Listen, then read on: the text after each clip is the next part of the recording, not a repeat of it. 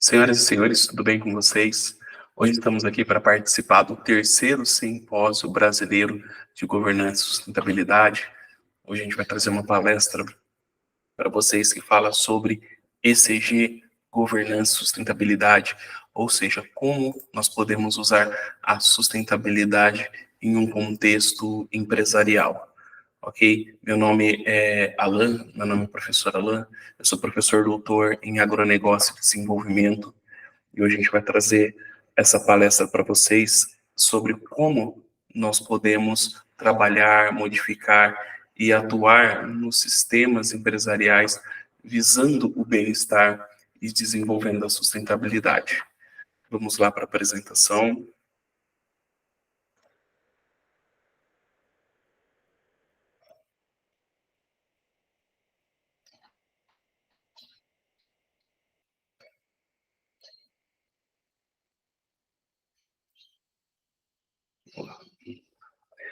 Conforme eu falei, é um prazer estar aqui com vocês.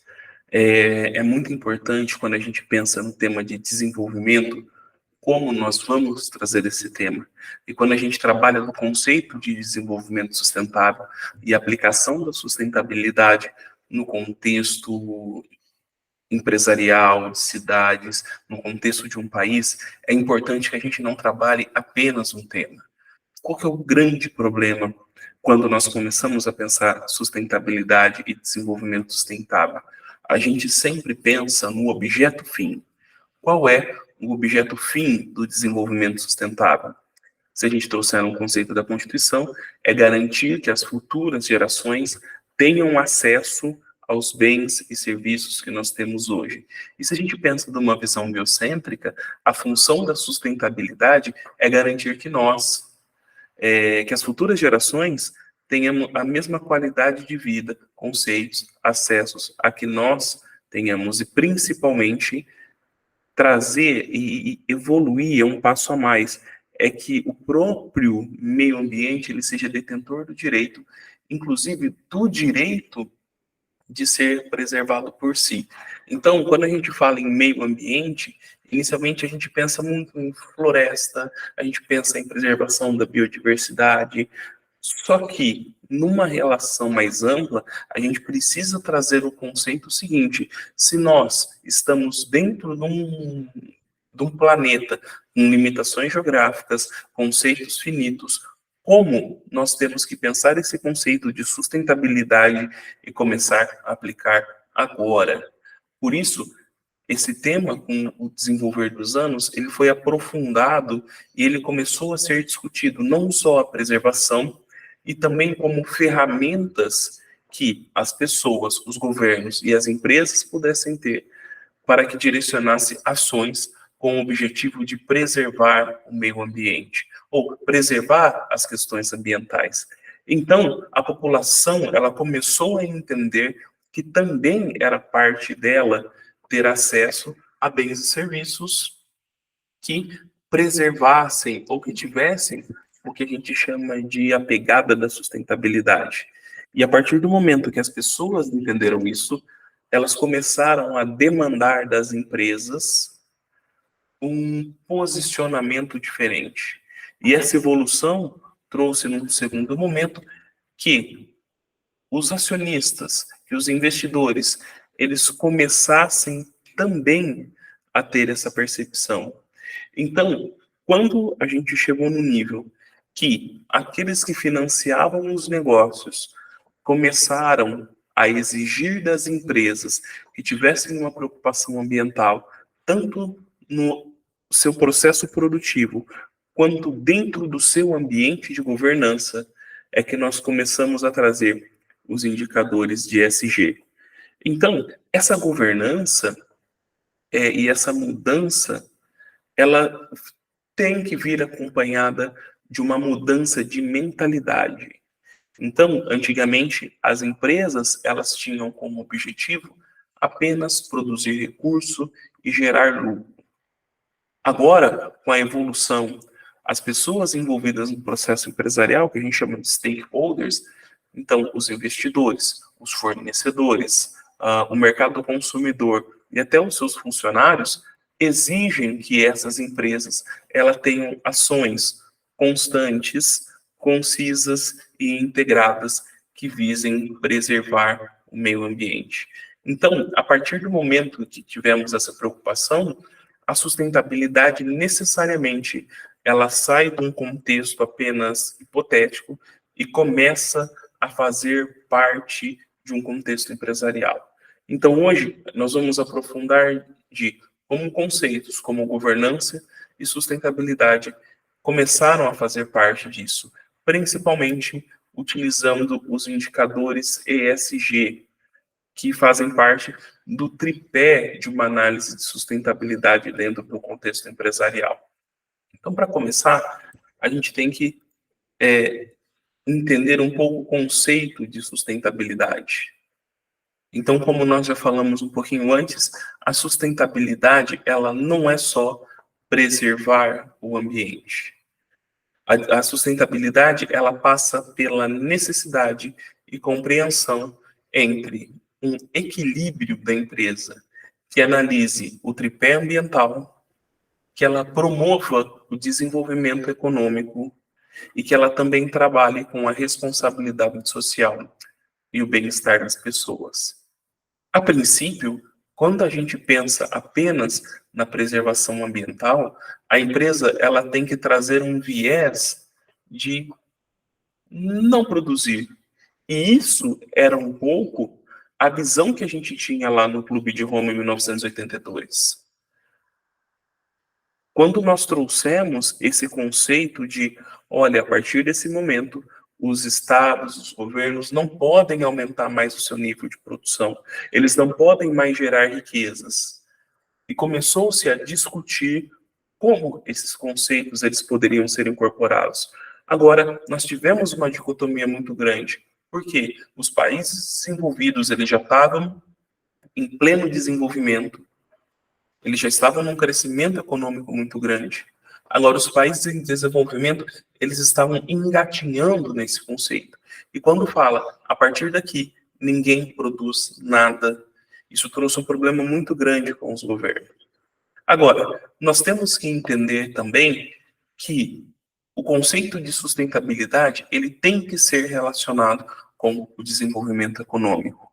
O desenvolvimento econômico é aquele que alia o crescimento econômico, que a gente mede pelo indicador, por exemplo, o aumento de um PIB de um país, ou a capacidade produtiva de um país, com o aumento do bem-estar e a qualidade de vida das pessoas desse país. Então, não é só porque um país ele é desenvolvido, não é só porque um país ele está em franco crescimento que isso é positivo. Esse crescimento ele tem que refletir na qualidade de vida das pessoas. Então, o desenvolvimento econômico ele já começa a ter um viés de busca social. Então, eu tenho que crescer, eu tenho que me preocupar com a melhoria da qualidade de vida das pessoas. E aí surge também uma grande preocupação, principalmente a partir da ECO 92, que esse crescimento econômico, esse crescimento social, ele tem que ser acompanhado com ações que levem à preservação e à mitigação dos danos ao meio ambiente. Isso foi uma discussão muito grande. Como que as empresas poderiam fazer? Porque foi uma quebra de paradigma muito grande. Antigamente, as empresas tinham apenas uma visão extrativista. Então, ela poderia utilizar todos os recursos naturais e ela poderia devolver para o meio ambiente os recursos sem tratamento nenhum. Então, ela pegava a matéria-prima, utilizava e desenvolvia todos os poluentes com a percepção ou com a imagem de que, de alguma forma ou outra, esse meio ambiente ia recuperar essa poluição. E isso foi uma mudança de paradigma. Por quê? Porque as empresas elas começaram a ser responsáveis dentro do seu processo produtivo por todos os indicadores de sustentabilidade e os indicadores de produção. Então, elas começaram a ser cobradas que, além dela ter um crescimento, que empresarialmente a gente vai chamar de lucro, um aumento do lucro, um aumento da sua produção, ela tem que começar a respeitar o meio ambiente. Ela tem que ter racionalidade tanto no uso de matéria-prima quanto no descarte depois dos elementos que sobram do seu processo produtivo. Então, esse processo, cada vez mais ele foi aprimorando. E esse processo, ele foi fruto da conscientização das pessoas sobre duas principais questões. Primeiro, que as pessoas também são responsáveis pelo meio ambiente. Então, não era só a empresa que tinha que ser responsável. O consumidor, ele poderia ser. E essa mudança de cultura de consumo das pessoas refletiu em como as empresas, como as pessoas cobravam os produtos da empresa. Então, nós vimos, principalmente a partir dos anos 2000, a crescente cobrança dos mercados consumidores para que as empresas tivessem o que nós chamamos de produtos sustentáveis. Essa primeira onda, ela surge como a utilização de produtos reciclados, aquele produto que ele vem de reuso, era reciclado, ou produtos que no final da sua utilização eles eram recicláveis, e com o amadurecimento do mercado consumidor, eles começam a cobrar produtos que tenham a menor quantidade possível de impacto na natureza. Então não é só agora o produto ele ser reciclado, essa empresa ela consegue dar uma destinação correta do seu produto, como essa empresa trata os seus funcionários, como essa empresa está inserida dentro da sociedade onde ela, da comunidade onde ela mora. E isso começou a ir mais além, porque antigamente era visto só a empresa que fazia esse processo produtivo, só aquela empresa que colocava uma marca no produto. Agora, os consumidores começam a olhar o seguinte: da onde vem essa matéria-prima? E hoje a gente tem uma conscientização muito grande sobre, por exemplo, o não uso de materiais que venham da Amazônia Legal. Então, a carne que pode ser produzida lá, soja, ou madeira que não venha de reflorestamento, isso entre uma outra grande quantidade de produtos e matérias-primas que busquem trazer e que demonstrem que a empresa está inserida dentro de um contexto positivo. Diante disso, foi necessário que as empresas elas tivessem uma padronização. Então, padronização como assim? Era assim: como que será possível ou como que nós medimos o quanto uma empresa ela é ambientalmente correta? E a gente surge, principalmente na década de, mais ou menos em 2010, a partir de 2010, muitas empresas começaram a utilizar um marketing ambiental que não necessariamente era atrelado à qualidade ambiental dos seus produtos, o que nós chamamos de greenwashing. Então, eles faziam uma maquiagem verde nos produtos e vendiam produtos que pareciam ser sustentáveis, porque tinham um critério ou outro, uma característica sustentável, enquanto, na verdade, esse produto ele não era sustentável na sua essência. E, dentro disso, os investidores começaram a cobrar o seguinte: o que uma empresa precisa, ou como que nós vamos medir se uma empresa ela é realmente sustentável. A partir daí, começam a surgir os primeiros indicadores de ESG.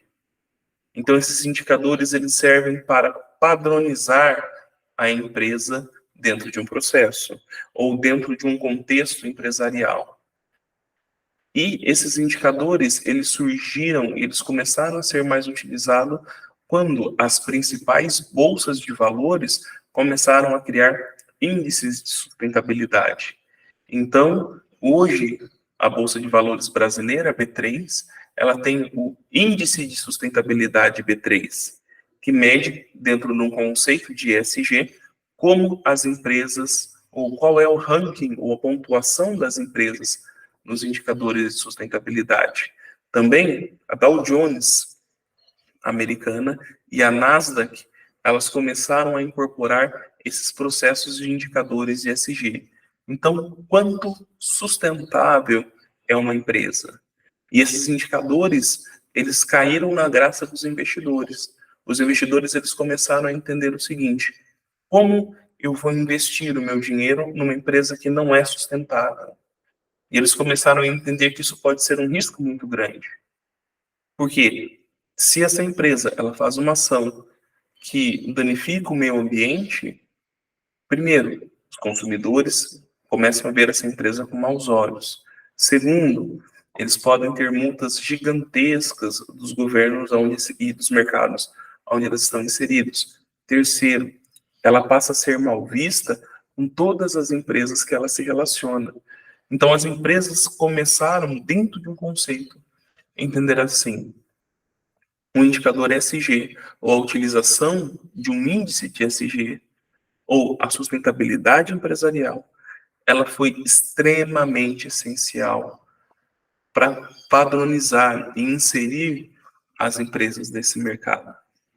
Agora, dentro do contexto empresarial local, essa empresa ela começa também a ser respeitada pelos stakeholders. Então, os investidores locais, eles começaram a exigir da empresa que ela tivesse critérios que elas pudessem respeitar o contexto onde elas estão inseridos.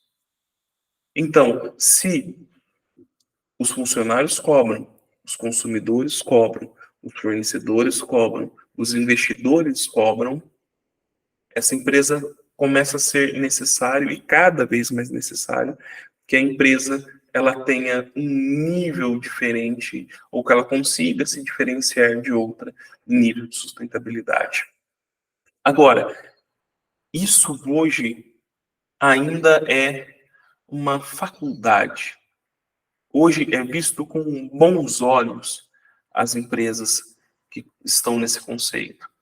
Agora, com o amadurecimento do mercado, daqui a um tempo vai começar a ser obrigado, tanto pelos governos, que vão exigir que as empresas cumpram seus indicadores de ESG, quanto vai ser obrigado pelos investidores, que eles não vão querer atrelar o dinheiro dele a empresas que tragam uma quantidade de risco. Por isso, é extremamente necessário que nós consigamos dar um arcabouço teórico, um arcabouço jurídico e mercadológico para as empresas, que isso comece a favorecer para que ela adote os sistemas de ESG. Agora, o que é, então, um sistema de ESG?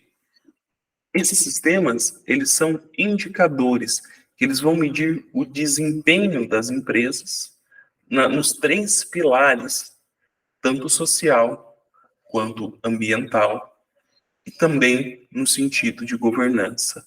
Então, a ESG é a aplicação empresarial do conceito de sustentabilidade.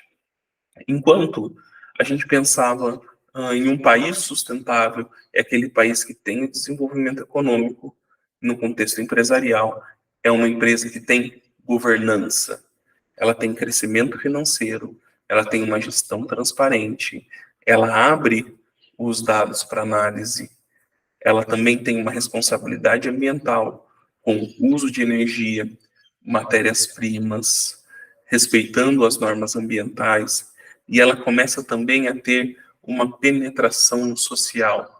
Ela respeita os funcionários, ela respeita a comunidade onde ela está inserida, ela começa a ter uma visão que vai além exclusivamente do lucro.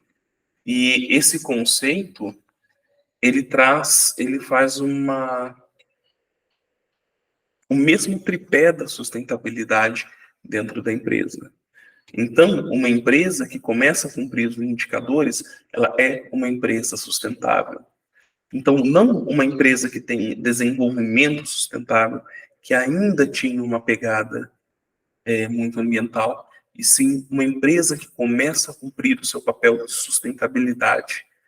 E o importante disso é que uma empresa não pode ter um indicador. Ela não pode ter muita governança sem preocupação do meio ambiente. Ela não pode ter uma grande preocupação ambiental sem respeitar o social. Então, quando a gente começa a analisar os indicadores de ESG, a gente começa a relacionar a empresa nos 3 conceitos. Ela tem que ter uma grande preocupação na área do meio ambiente, ela tem que ter uma grande preocupação com o seu contexto social e ela tem que ter uma grande preocupação no conceito de governança. E quando a gente começa a estudar esses indicadores, a gente vê que é extremamente complicado. Porque, primeiro, mesmo que tenha uma padronização, esses indicadores, eles são mais uma busca, uma pressão social, do que necessariamente um critério legal.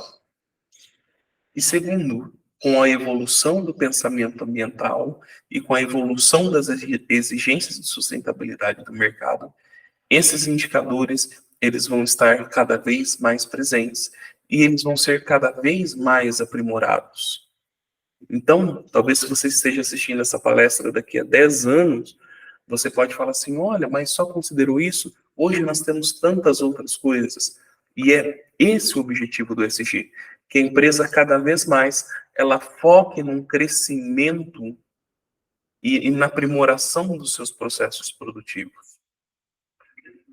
Então, o primeiro critério que a gente trabalha é a dimensão ambiental. A dimensão ambiental, ela vai trabalhar diversos indicadores.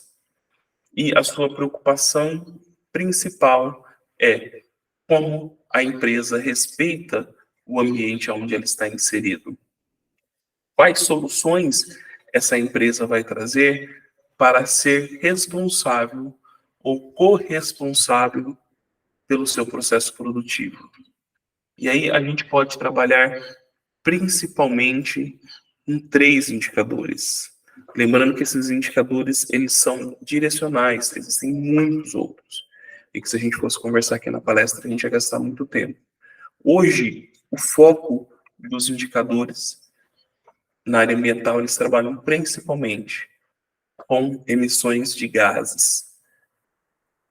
O início da preocupação ambiental, ele estava muito relacionada a emissões de gases que geram efeitos estufas. Então, o que acontece? As empresas, elas são incentivadas para reduzir a emissão desses gases, elas são levadas a buscar a complementação ou a substituição de elementos e matérias-primas dentro do seu processo produtivo para evitar a poluição, principalmente a poluição que gera e busca a diminuição do aquecimento global. E hoje é muito exigido isso da empresa. E quando a gente pensa em emissão de gases, não é só a emissão de gases dentro da indústria. Quando a gente fala de emissão de gases, a gente pensa aquela fumacinha que está saindo da chaminé. Não, é toda a emissão de gases dentro do processo produtivo, de toda a cadeia produtiva desse bem. Desde quando eu estou trabalhando lá com a matéria-prima, até quando o meu produto chega para o meu consumidor e depois quando o meu produto ele vai ser descartado. Seria muito fácil eu criar um produto que ele é livre da emissão de gases e que no fim esse produto ele vai ser incinerado. Você vai falar, ui, complicado. E dentro desse conceito de emissão de gases, surge um mercado muito grande e que ainda é pouco explorado aqui no Brasil, que é o mercado de crédito de carbonos. Então, desde a convenção e do Acordo de Paris, entendeu? Permitiu-se que as empresas começassem a negociar créditos de produção de carbono. Mesmo com as dificuldades de medição, mesmo com a dificuldade da mensuração do que é cada um e como eu vou emitir, começa a ser exigido que as empresas zerem as suas emissões de carbono. E como é que ela faz isso? Ela começa a trabalhar com uma grande proporção na captação de carbono. E isso o Brasil tem um grande potencial pela sua possibilidade de sequestro de carbono, principalmente nas regiões protegidas de Mata Atlântica e Amazônia. E ela também começa a trazer uma cooperação entre empresas. Então, se o processo de produção, eu não posso zerar a minha emissão, esse mercado de carbono ele vai trazer a possibilidade de eu conseguir zerar ou de eu conseguir compensar a minha emissão de poluentes. E essa emissão, ela começa a ser muito bem vista pelas empresas, ela começa a ser muito bem vista pelos colaboradores. E hoje no Brasil, a gente está avançando muito, está em discussão na Câmara, ferramentas e mecanismos para a regulação do mercado de carbono. E quando as empresas conseguirem adotar isso, vai ser um avanço muito grande. Depois, a eficiência energética. Então, antes, a gente tinha um mecanismo de produção que gerava uma quantidade de energia. E essa preocupação foi porque lá atrás, ou em países desenvolvidos, a matriz energética ela ainda era feita com base na queima de combustíveis fósseis. Então, a energia elétrica ela era gerada, por exemplo, por termoelétricas. Agora, de uma maneira geral, a eficiência energética ela fez com que as empresas conseguissem reduzir o seu consumo de eletricidade e também que elas buscassem a eletricidade que é gerada por fontes de energias alternativas. Aqui no Brasil é muito presente, por exemplo, a energia que é gerada por hidroelétrica. É considerada uma energia limpa, mesmo que ela ainda tenha um grau de impacto.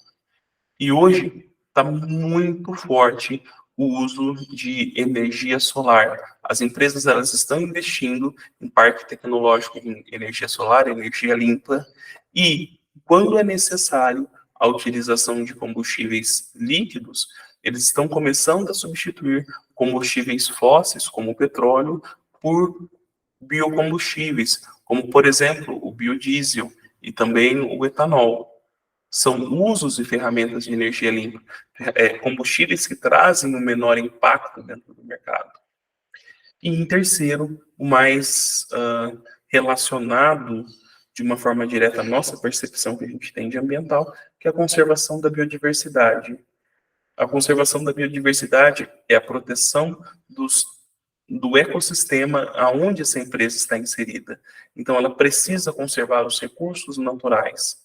Não adianta eu montar o meu parque tecnológico, falar que é minha empresa sustentável, se dentro do meu processo para minha implantação eu tenho um impacto ambiental muito grande. Não adianta, por exemplo, eu falar que eu utilizo de uma energia hidrelétrica, se para a implantação dessa energia hidrelétrica eu tive a necessidade de alagar uma grande quantidade de área, impacto numa grande quantidade de biodiversidade. E esses são alguns indicadores que a gente precisa conversar. Existem mais? Existem. A gente pode trabalhar, por exemplo, com como essa empresa ela é responsável pelo produto dentro do seu processo produtivo, desde a produção de matéria-prima até o descarte final. Dentro de conceitos simples como reciclagem, reuso.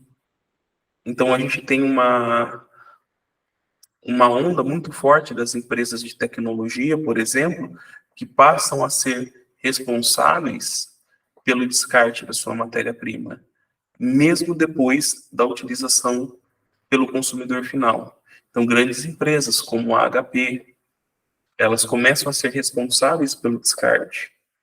E outras que por força legal, por exemplo, as empresas de pneu, elas obrigatoriamente, elas têm que fazer o recolhimento dos pneus. Outro exemplo também, indústria de agrotóxicos ou indústrias que trabalham com resíduos químicos de alto risco. Agora, nós também temos que ter uma preocupação da dimensão social. A empresa, ela não pode ser só uma máquina de produzir. Ela tem que trazer junto com o seu crescimento econômico um bem-estar social para todos os envolvidos. E primeiro, ela começa a ser responsabilizada pela saúde e segurança dos seus colaboradores.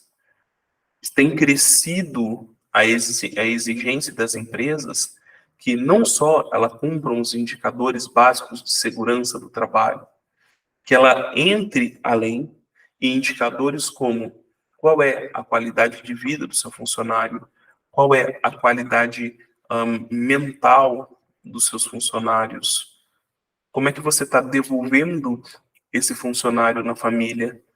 Então, quando o trabalhador ele deixa de ser visto só como mão de obra, ele também passa a ser visto de detentor de direitos, assim como é o meio ambiente. Então, da mesma forma que eu não posso pegar uma matéria-prima e descartar de qualquer jeito, eu também não posso pegar um trabalhador, utilizar da sua mão de obra e devolver ele de qualquer jeito. A empresa passa a ser responsável pelos danos. E cresceu muito nos últimos anos a preocupação com a qualidade de vida dos trabalhadores. Claro que isso ainda demanda um grande amadurecimento. Porque hoje a gente pensa assim, olha, a gente atrela essa questão de saúde e segurança só a coisas muito ruins. Como, por exemplo, essa empresa usa trabalho análogo à escravidão. E aí sai na mídia, sai na notícia, a pessoa fala assim, olha como isso é complicado. Só que a gente esquece também de qual qualidade de vida ou qual qualidade de trabalho a empresa fornece no trabalho, para o trabalhador que está lá. Em coisas simples como a remuneração é justa, a carga e a jornada de trabalho é compatível com a sua função, qual é o nível de esgotamento das pessoas. E a gente começa a perceber que mesmo empresas que não têm trabalhos análogos à escravidão, às vezes ele deixa o trabalhador dele extremamente esgotado. A gente pode ver, por exemplo, como o crescimento de síndromes como burnout, esgotamento físico e mental de trabalhadores. Isso é uma coisa que, com a evolução dos indicadores, isso também vai ser cada vez mais cobrado da empresa. Num outro contexto, nós temos a diversidade e igualdade entre os funcionários. Essa empresa, ela tem que promover e tem que permitir com que seus funcionários eles cresçam independente de raça, de gênero, de orientação sexual ou qualquer outra característica. Cada vez mais é exigido das empresas que elas tenham políticas limpas de concorrência, que ela demonstre como ela promove e como ela recompensa os seus funcionários. Porque, da mesma forma que a gente precisa ter uma igualdade dentro da sociedade, essa igualdade ela tem que refletir dentro do contexto empresarial. E isso é uma luta que surge principalmente nos últimos 10 anos. E lembrando que dentro de um contexto de ESG, a gente trabalha principalmente que as pessoas elas tenham igualdade nisso, que todas tenham acessos às mesmas características, desde que elas tenham as mesmas competências. Isso é uma evolução. Isso ainda é muito debatido. A gente pode ver, por exemplo, a quantidade de mulheres que estão em cargos de liderança. Ainda é muito baixa. A gente ainda precisa evoluir muito nisso. Ou a participação de pessoas negras em cargos de chefia, liderança, ou entre cenários de grandes executivos empresariais. Isso as empresas ainda precisam trabalhar muito e precisa desse amadurecimento. E também a responsabilidade social corporativa, que ela vai incluir o envolvimento da empresa dentro da sociedade onde ele está inserida. E quando eu falo isso, às vezes o pessoal pergunta, fala assim, é só a empresa não atrapalhar? É só a empresa não causar nenhum impacto? É só a empresa não fazer alguma coisa negativa? Eu falo, não. É além disso. É como a empresa devolve para a sociedade parte do seu crescimento. Então, o investimento em projetos sociais, projetos educacionais. Isso começa a colocar da empresa que ela se preocupa realmente com o setor que ela está envolvida, com a sociedade que ela está envolvida. Isso é além. Quando uma empresa ela começa a implantar sistemas de educação e treinamento dentro de uma sociedade, ela também está cuidando e construindo mão de obra capacitada no futuro. Ela também se está preocupando na melhoria da sociedade. Ela está criando um ambiente institucional mais forte naquele cenário. E um ambiente institucional mais forte, ela traz para a empresa uma base mais forte para o seu crescimento. E às vezes as empresas ainda têm dificuldade de achar isso. Da mesma forma que elas acham que fazer social é só a empresa fazer uma ação social. É só a empresa, no final do ano, pegar presentes e levar para as crianças de uma comunidade carente que ela está inserida. Não que isso seja errado, mas agora a gente tem que cobrar das empresas que elas consigam ir um pouco além disso, ou bastante além disso. E, na última dimensão, começa a se analisar a governança. A governança é quando a gente tira o foco do externo e a gente começa a analisar o interno. A governança, ela é um olhar muito atento para a empresa, o seu processo de gestão, direção, tomadas de decisões, relacionamento com os seus clientes e fornecedores, abertura de dados. Isso é extremamente complexo, porque essa empresa está inserida num mercado competitivo muito grande e ela, em algum momento, ela vai chegar numa necessidade de compartilhar informações que ela pode achar estratégica, como os seus dados, o seu processo de tomada de decisão. E essa é a principal dificuldade que as empresas de médio porte encontram para trabalhar na SG. Não é quando ela tem que se preocupar com o ambiental, não é quando ela tem que entrar no social, é quando ela tem que ter a transparência do seu processo de gestão para fora. As empresas que já trabalham com, por exemplo, ações em bolsa, elas já são obrigadas a isso. Porque o investidor, ele só vai ter a confiança de colocar o dinheiro nela se essa empresa ela consegue ter um mínimo de abertura para que transpareça a qualidade das informações. Então, a primeira coisa que nós temos é o controle interno e externo. Uma empresa ela precisa ter todos os seus dados de balanços, vendas, decisões, todos os seus resultados financeiros, a quantidade de venda, formação de dívida, tudo isso ele tem que ser auditado.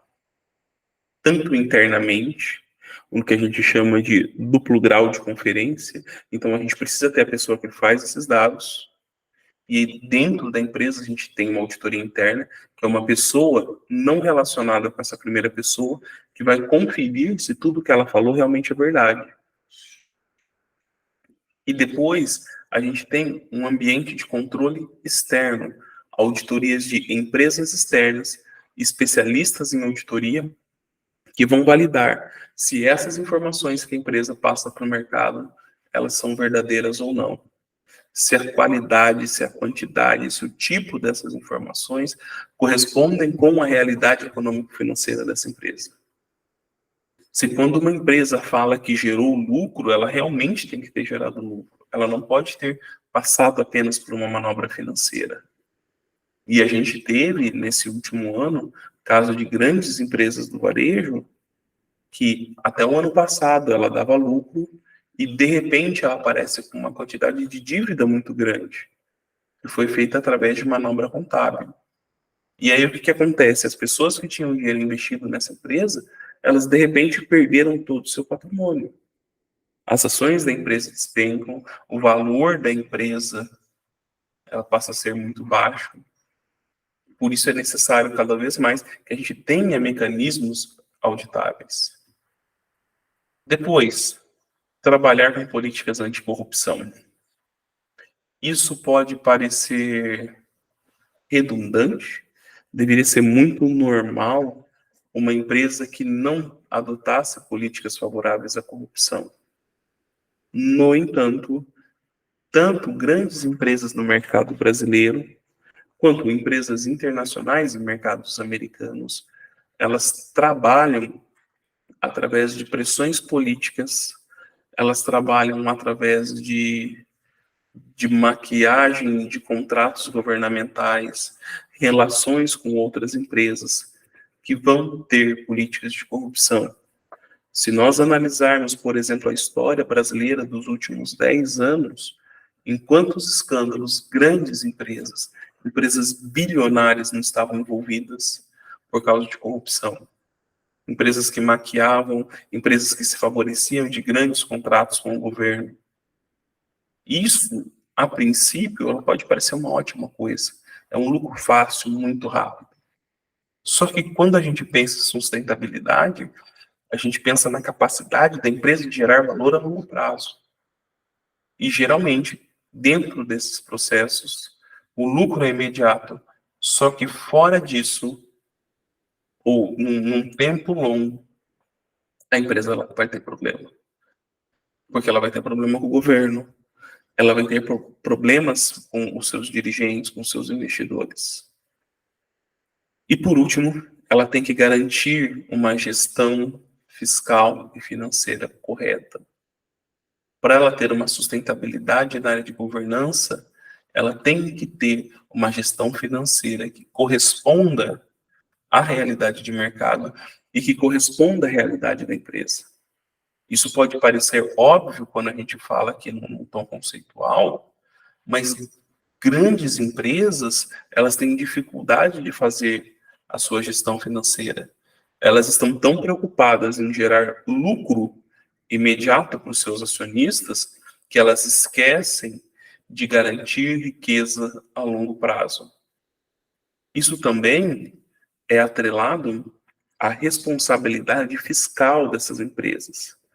Grandes empresas, ela coloca uma quantidade muito grande de recursos, ela remunera muito bem os seus investidores, só que quando você olha, ela não está cumprindo as suas obrigações fiscais, ela não está pagando os impostos.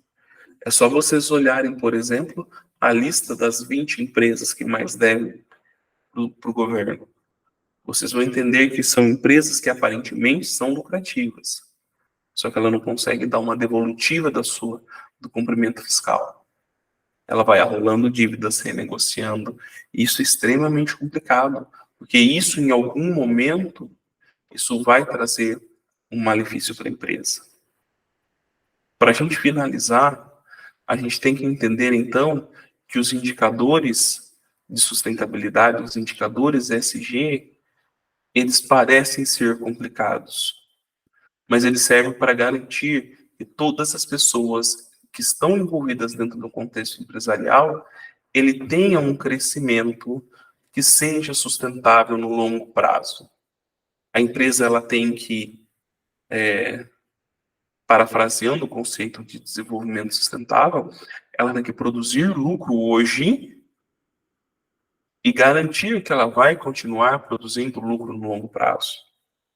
E quando as empresas elas conseguem ter essa percepção, ela agrada aos investidores, ela agrada aos consumidores. Essa onda de sustentabilidade empresarial, ela não vai ser uma coisa que daqui a pouco vai virar modinha, porque ela trata a essência do conceito empresarial. Ela trata a essência da capacidade de uma empresa de gerar riquezas. E agora, como nós implementamos isso? Como esse processo de implementação? Quais são as grandes dificuldades desse processo? Todas essas perguntas a gente vai deixar ainda por uma próxima conversa, por uma próxima palestra.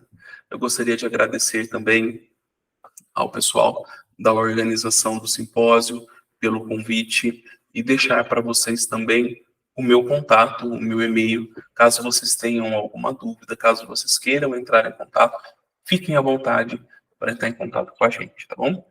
Muito obrigado, foi um prazer estar aqui com vocês e uma grande honra. Muito obrigado, tchau, tchau.